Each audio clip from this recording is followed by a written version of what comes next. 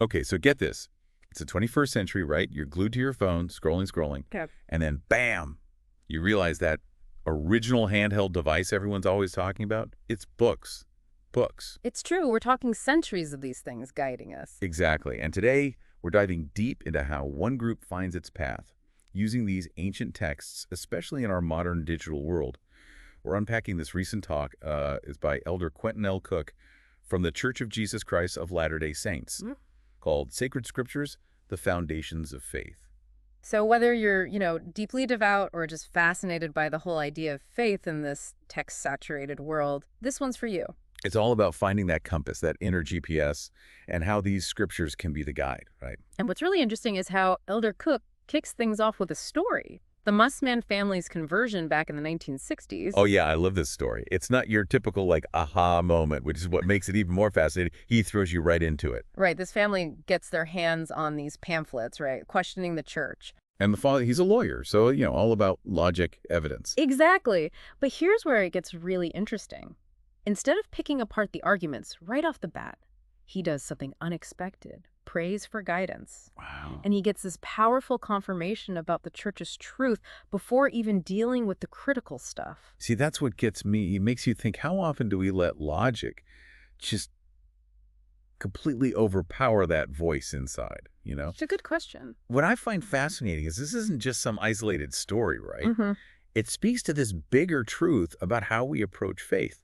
It's not just blindly accepting everything, but about seeking that personal revelation. That aha moment, that really resonates deep down. Exactly. And it cleverly highlights how converts, just like the Mussman family, they've always been the lifeblood of the church. They bring fresh perspective, Yeah. strengthen its foundation. So it's not just about finding faith, it's about keeping it too. Especially in a world that, let's be honest, constantly throws curveballs. And that's where his message about Scripture being a guide, not just a starting point that's powerful. He's basically saying, all right, you've got the map now. Let's learn to read it, especially when things get tough. Yes. And he's very clear that this whole keeping the faith thing, it's not about memorizing verses or blindly following. It's about actively engaging with the scriptures. To get that guidance, yeah. You build resilience against doubt that way. Find that inner strength, right? To deal with tough times. Like having a trusted friend or mentor. Yeah. Someone who's always in your corner, even when you doubt yourself.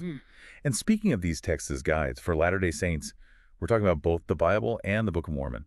And that's where things get really interesting.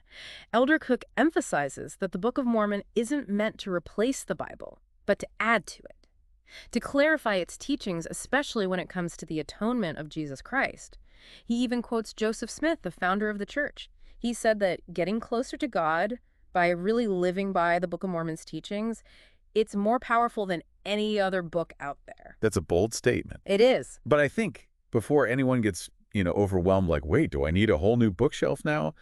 It's important to remember, for Latter-day Saints, it's about these two books working together, like two parts of a treasure map. Exactly. They act as these two witnesses, or as Elder Cook puts it, like the stick of Judah and the stick of Joseph coming together. Okay, so we're talking about these sticks coming together. Yeah. But help me out here. Isn't that imagery, straight from the Bible itself? You got it. It's from Ezekiel. He talks about these two sticks representing Judah and Israel, right?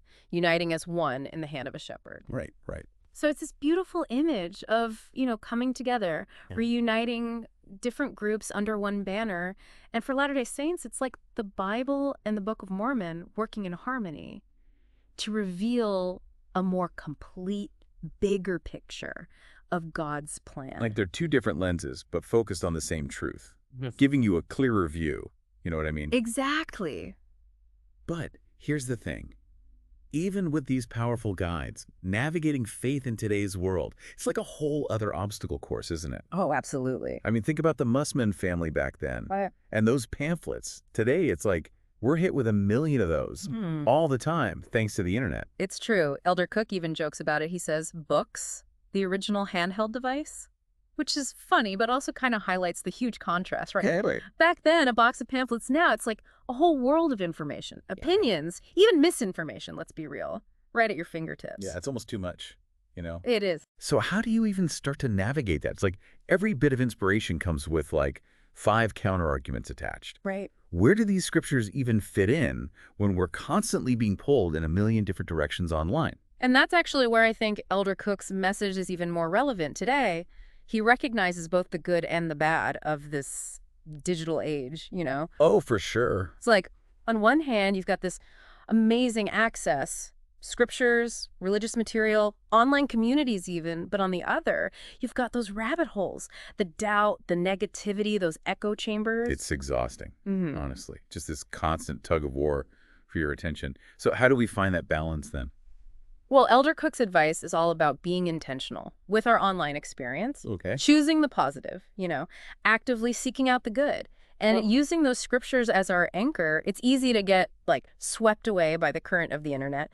But we do have a choice in what we consume, what we engage with. Easier said than done, though, right? I mean, those algorithms, they're sneaky. They are. That's why he emphasizes that active part.